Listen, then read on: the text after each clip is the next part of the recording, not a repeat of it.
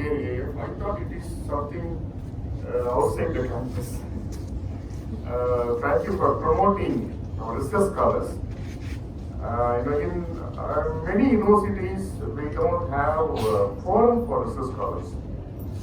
I have been trying in our department, but it is getting delayed. So I thank Marx for accelerating this forum, research and journal alert forum. It will be very, very useful for many research scholars and also students from outside your university campus. I also congratulate the department after receiving office university. Marx brought up this. I thought this is the first event he is organizing, but after going through your table copy, I was really very happy to see a lot of events that Professor Marx has been organizing. I congratulate you much for putting up very useful and relevant academic programs for the welfare of students and faculty. Pondicherry University department is known for very innovative research, and also the faculty are well exposed. A lot of faculty members in Pondicherry University are connected with global academic forum like Beyond Global Initiative for Academic Networking, and also MOOCs, massive open online courses. Some of the courses in your university are very popular.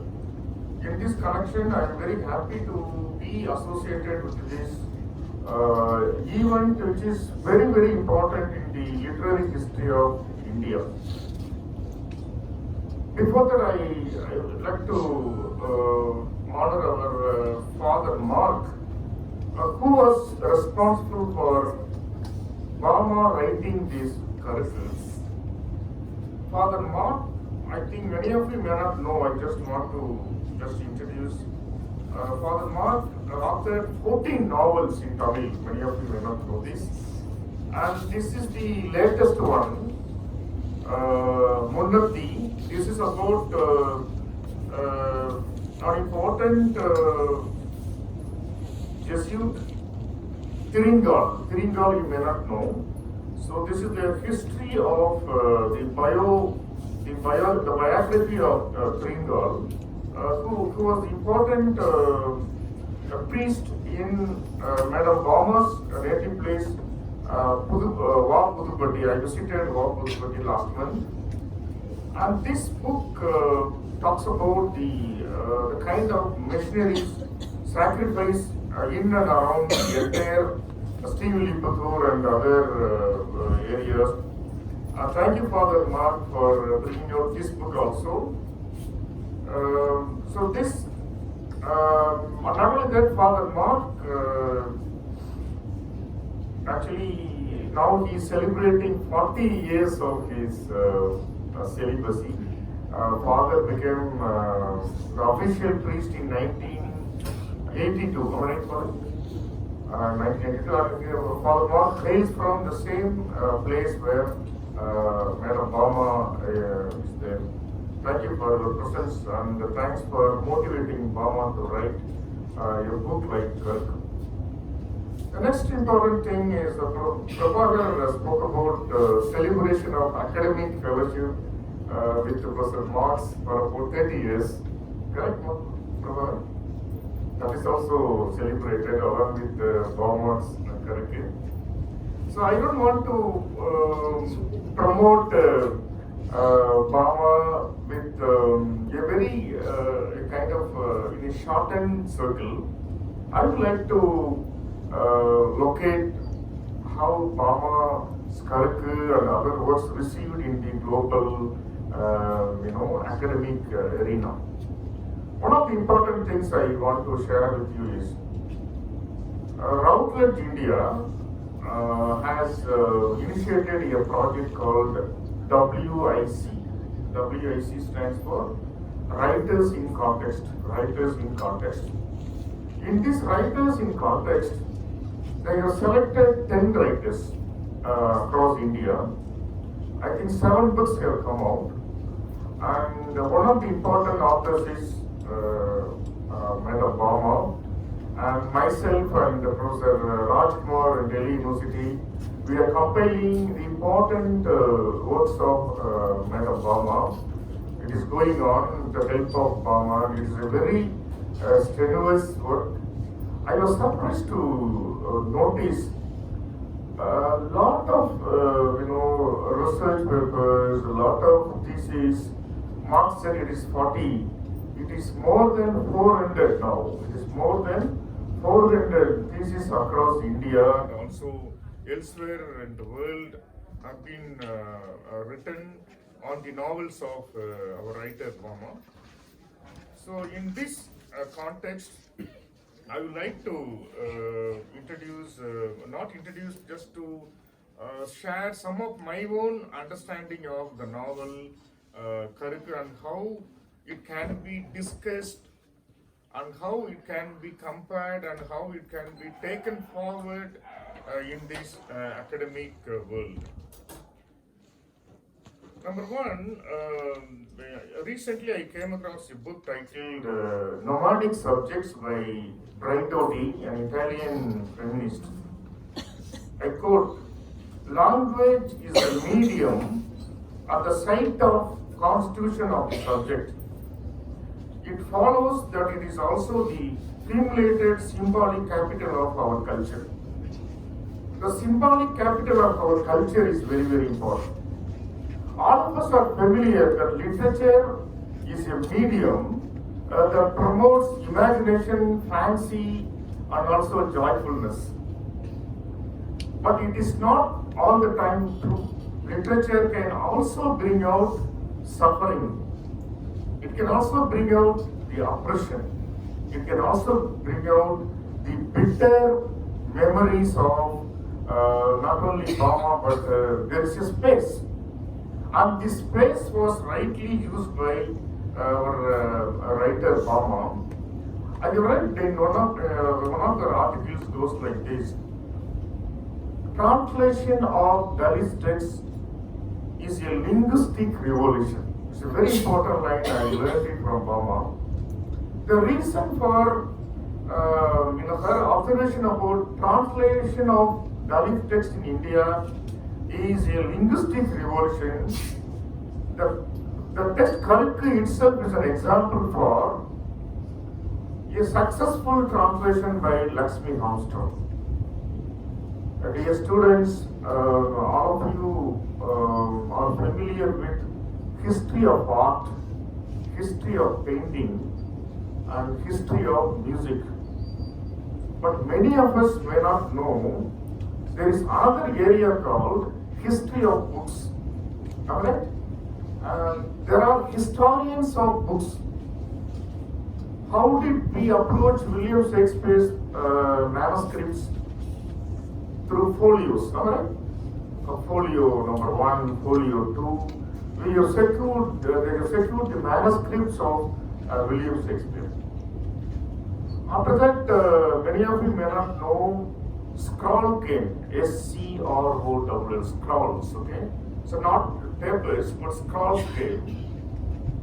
And next, there is another word called codex, C-O-D, like index. We had codex, C-O-D-E-X. Codex and codices, plural. So scroll and then codex, okay? And then we had folios, correct? So the historian of books, okay, will look into all these things. I would like to highlight Bama's curriculum, the text that created this revolution must be approached with the historian's eye. The historian's eye. The reason is, please note, 1991, where Bama left the convent, okay, after in 1992 she wrote curriculum. And after 1992, the book was not translated. And Madam Bama told me it was in Madurai. The manuscript was lying and she had no plan to bring out as a book.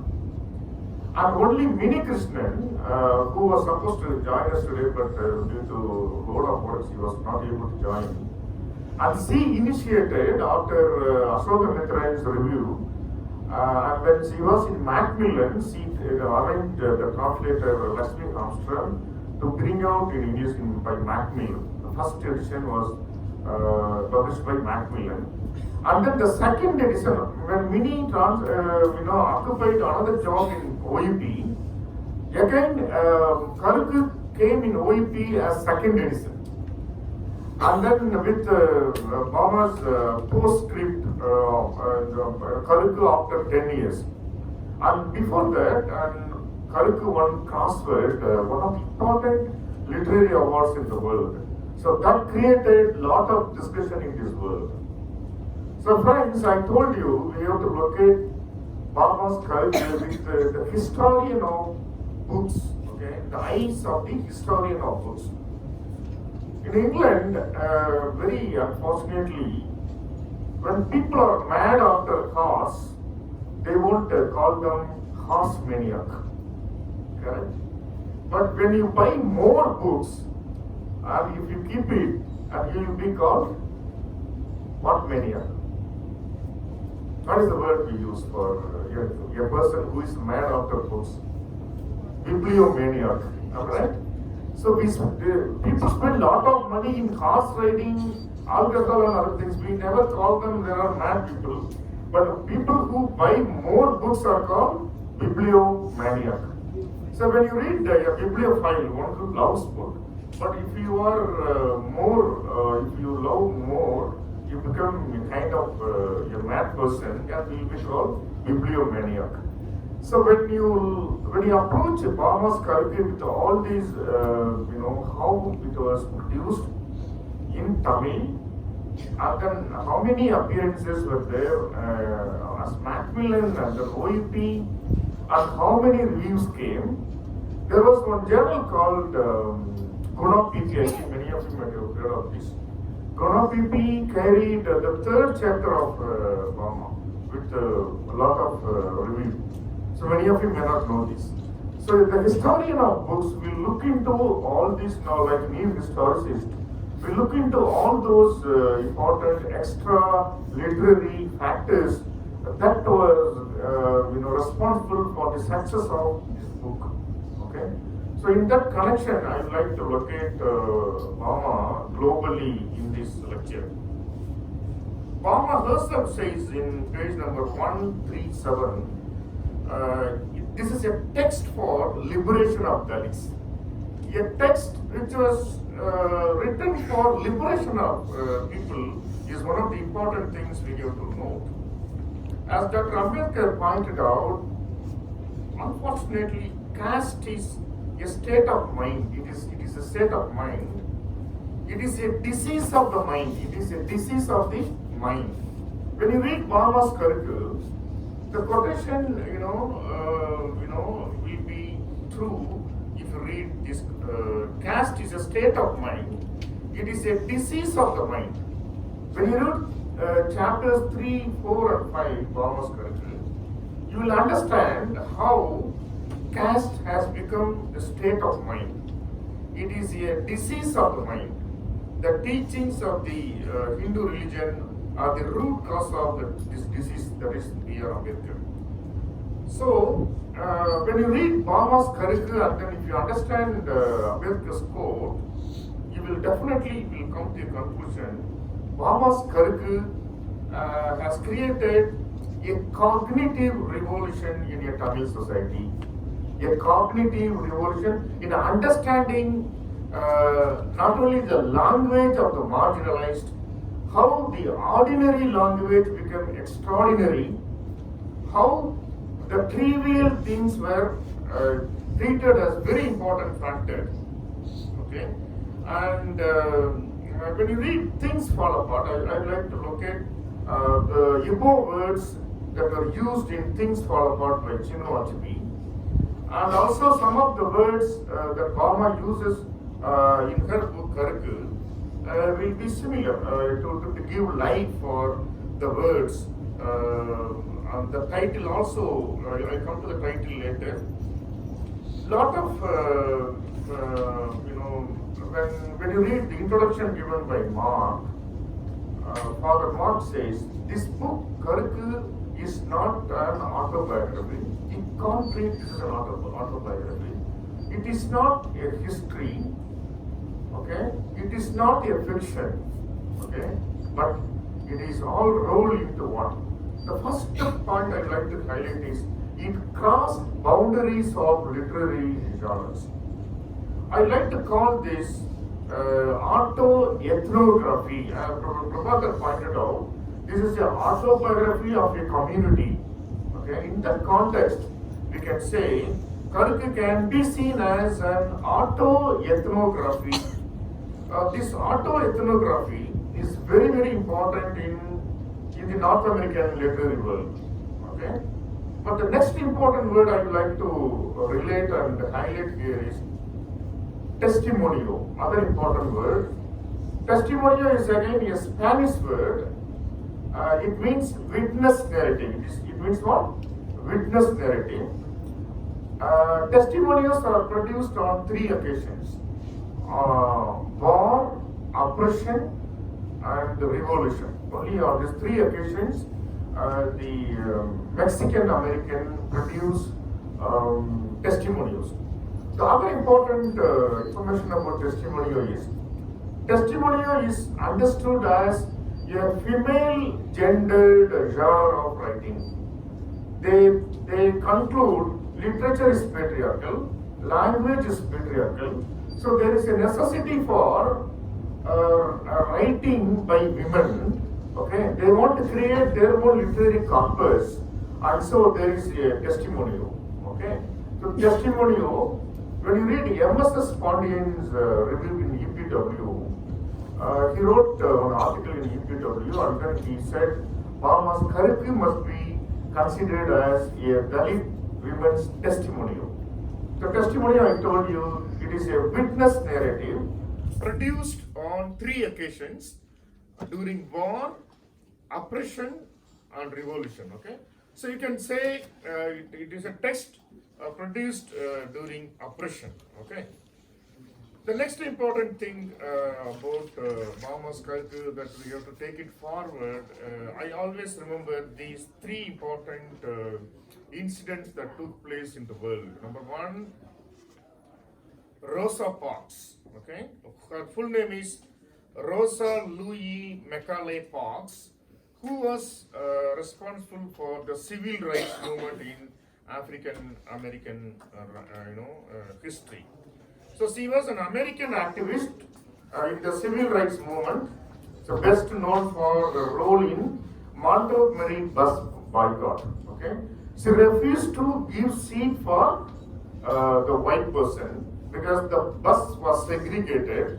Okay, one side for the whites and the one side for the blacks. Okay, only Rosa Parks refused to give the seat for a white person. So that resulted in a struggle for 13 months in Montgomery in 1955. So that resulted in Montgomery bus boycott. So the Supreme Court of US declared, okay, there should not be any segregation in the buses. Okay, that is the final verdict by the Supreme Court.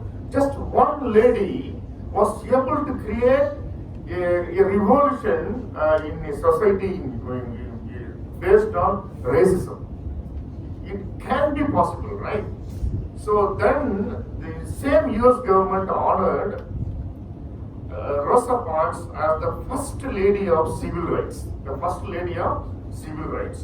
and also the mother of the freedom movement, Rosa Parks. The second character I remember after reading Bama's Karku, I don't want to shrink Bama within a very narrow world. I just want to open up. All of you know very well Henrik Ibsen's Doll's House, correct? It is a tragedy where Nora leaves her house by slamming out the door to the world of very innovative possibilities. She is going off to know her own responsibilities towards herself. This kind of self-realization leads to a new beginning And Ibsen's main ideologies posed in his play was against patriarchy. So Nora opens her eyes and observes that her individuality and freedom have been taken in living with Helmer, her husband. Okay.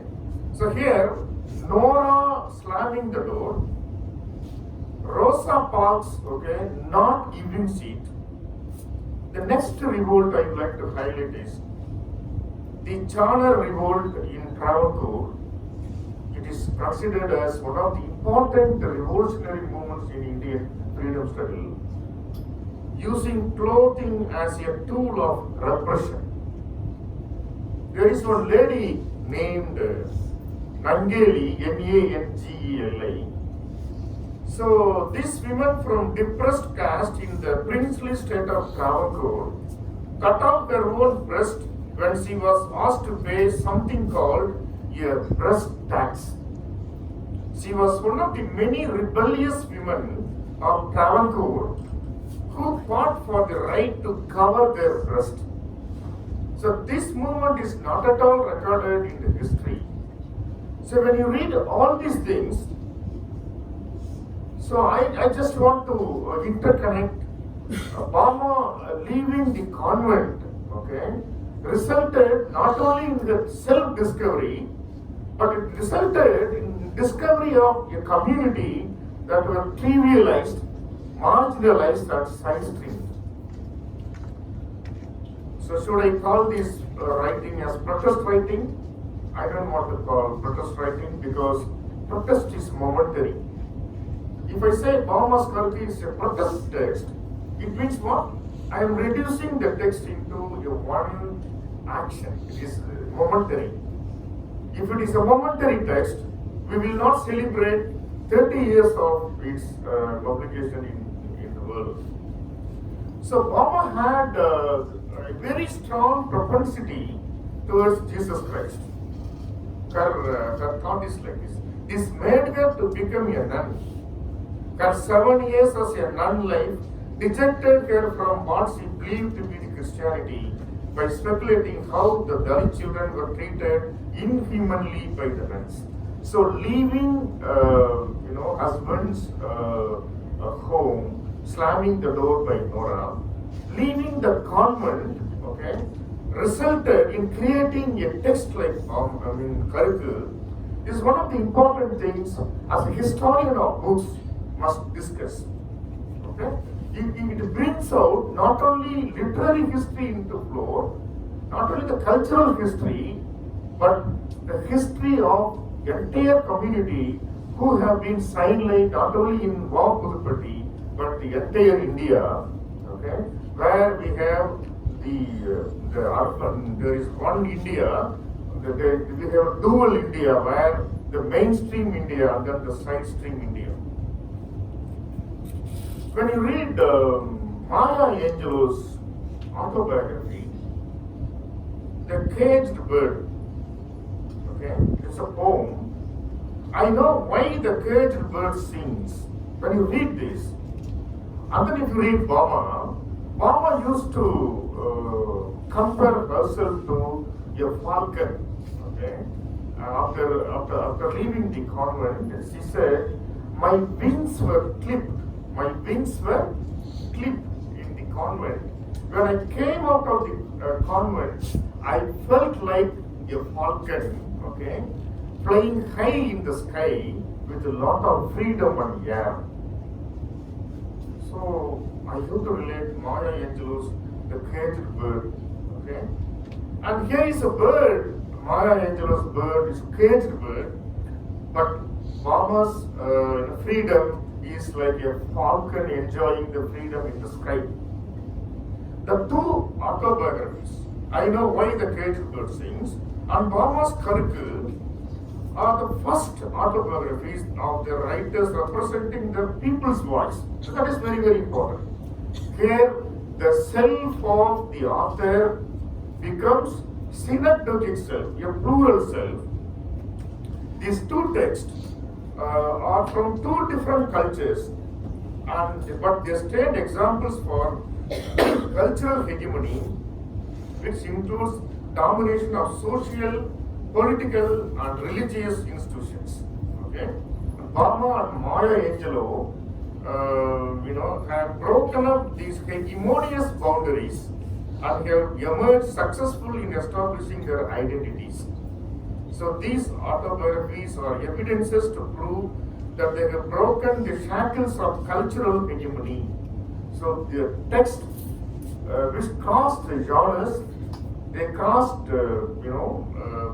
social boundaries, and they have also crossed the hegemonies of power in India. Okay, next important thing is when I visited Puducherry, and then I started reading Bauma's curriculum. The landscape that you can see in Bauma's village is really beautiful. I'd like to talk about this for about 2 minutes. The landscape of Bama, I remember James Joyce's quote, I quote, for myself, I quote James Joyce, I always write about Dublin because if I can get to the heart of Dublin, I can get to the heart of all the cities of the world. In the particular is contained the universal. The particular is contained in the universal. So this line is exactly true when you read Bauma's curriculum, where when she considers all the novels, you can see the landscape, the western grass and also the trees and then the ponds and lakes, all the rocks have names, okay? All these things you can come across, in her novels, starting from Bauma's curriculum. The next important thing is, if you want to reread, you can also read Bauma. The writing style is like this. It is a non-linear writing style. It is not a linear writing style. So you can also remember these three important phrases that are discussed in this world. Writing back, okay? The empire writing back. Or speaking back, okay? You have to speak back. You are silenced. There's necessity to speak back. And also you have to talk back, okay? And you have to research back, okay? And also shooting back, because I have been misrepresented. So I want to shoot about my own culture, my own country. So writing back, talking back, speaking back, and researching back are very, very important. When you read Bauma, we have to take Bauma as curriculum in these directions. That is very, very important. And the title, if you read more about the title, if you read about the title that Bauma embraces, it is really, very, very, very touching. I just want to. Originally, the title it is a double-edged sword. For the word of God is alive and active. Hebrew 4:1-2. Sharper than any double-edged sword. In the Bible, that it is called sharper than any double-edged sword. It penetrates even to dividing soul and spirit. The word of God is like that. Joints and marrow, it judges the thoughts and attitudes of the heart. That's the word of God. When you read Bauma's character, Bauma says she's liberated, okay? She experienced the pain of being in Turkey when she was gathering firewoods.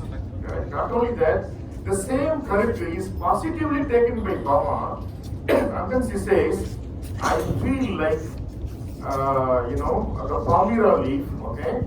That like character, dispels, okay? It cuts so many things. I also used my writing, okay, to cut and heal. That is how she is understanding the title character. So the title can be discussed in a different way by comparing with other novels of your choice. And not only that, Bama cannot be reduced as a writer for one community for this reason. Please note, the Palmyra tree, many of you may not know, this is a Tamil Nadu's official state tree. Do you know that? Palmyra, palm leaves, the palm tree is official Tamil state tree. A big writer promoted this Palmyra, and we should not reduce Bama to a writer for a community. The days are gone now. She represents the entire state, where her title brought global attention. Next important thing is, it also represents the dual India, the casteist India and the casteless India. Okay? So there is a necessity for understanding curriculum. The historians of books perspective. I'd like to quote two important historians of book. Number one, Roger Chartier, and the number two, Robert Darnton. So these two important scholars, they are called historian of books. So they want to quote, they say, history should want to look from memory. When you read the curriculum, the memory history nexus is there. And memory is called the weapon of the oppressed. Okay? And again I would like to quote, take you to James Scott, who wrote a book titled The Weapons of the Weak. When you read Bama's short stories, you will definitely agree with James Scott's book and then the actions of the laborers, okay, in the weapons of the weak, okay. They wanted to protest against the landlord. They don't know how to do. So by way of mischief, they have been protesting their landlords. When you read the book James C. Scott's Weapons of the Weak, and then if you read Bama's short stories, you will understand the theories of James C. Scott is practiced in Bama's world of short stories. Okay, I told you history should want to look from memory. It is a quote from Roger Chartier, and he also says in one of the places, book in this world is a force of history. Books in this world must be considered as what? Forces of history. If you take the Blackstone and White Mask, it played a very, very key role in the civil rights movement. Right? Like that, many books in Latin American countries played a very, very key role in social liberation movements. So in that connection, we can locate Bama's book with the words of Robert Darnton and Roger Chartier.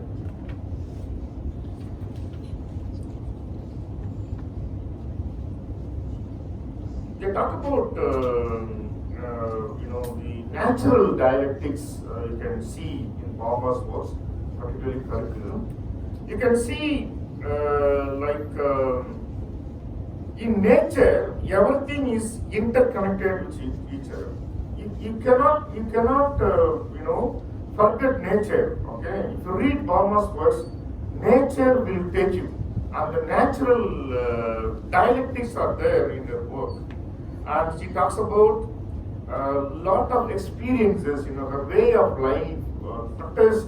Everything is connected with the trees, okay, the landscape, the hills and mountains, rivers, and all these things. So when you read the Bama's curriculum, you will come to understand she is not only speaking for liberation of human beings, she is also speaking for the liberation for the land also.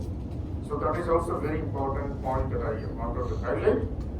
The last point I would like to highlight is the kind of epistemic violence.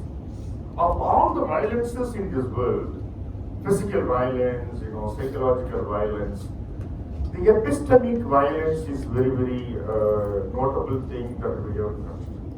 So when you read Bauman's curriculum, not allowing children, okay, being comfortably educated in schools is one of the most dangerous things. A recent book titled, Virichangalagum Vidaigal, Seeds Becoming Trees. Okay? Bauman's latest book talks about the experience of a teacher. As a teacher, how she learned from students. One of the reviews that father showed me in the car today, the reviewer Tamil Children says, the book titled Virichangalagum Vidaigal must be prescribed in all schools in Tamil Nadu, not for students but for teachers. Such a powerful book is coming up by Bauman, and we wait for the translation. Very powerful book. It will definitely change the entire school education system here. So the epistemic violence I told you is one of the important areas that Bauman touched in her works, starting from curriculum.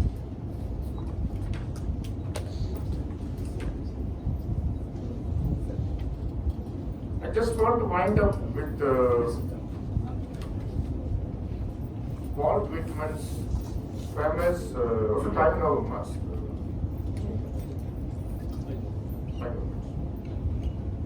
I just want to end up with Walt Whitman's 1855 poem, Song of Myself, taken from Leaves of Grass. I quote, do I contradict myself? Very well, then I contradict myself. Look at this line.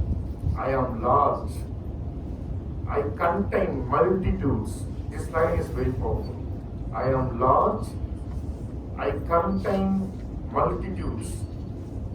Okay? It means what? I'd like to relate this with the Bauman. So Bauman, you cannot consider her a writer with smallness. She's a writer who contains multitudes. Okay? It means what? She was both herself and every person she met. She represents a community of people who seeks, humanitarian approach in everything, justice for everything. And when you read her text, one of the thing that you have to remember is three important strategies that we have to remember if you read all the works of Bauman. Number one, she treated the unworthy and trivial things that everybody considered not important became extraordinary in this world. The second important thing in her works that you can consider is she erased specificities of places and events. You cannot find out from where the name of the convent or the name of the person she was referring to. You cannot identify in her works. The erasing specificities are very important. The third important thing is time is invested in her narrative technique. It means what? It is timelessness, her past experience and present experience. Okay, they are all mixed. If you read the book even today, you will come to understand this book is a book for all time. So I'd like to conclude with the darkened statement. History treats the history of books is very important. Every book is a force of history, and Bauman's curriculum must be considered the greatest force that created a literary revolution in the Tamil literary world. Thank you so much.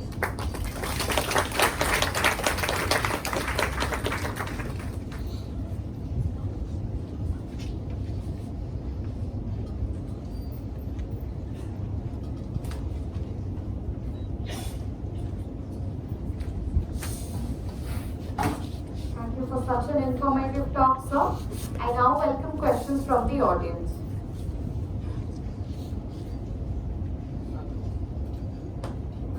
I think they are very tired.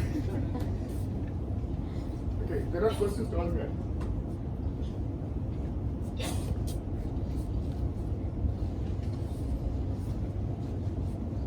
As the first half of today's session comes to an end, we will now break off for lunch and meet post lunch at 2:30 p.m. for the second half.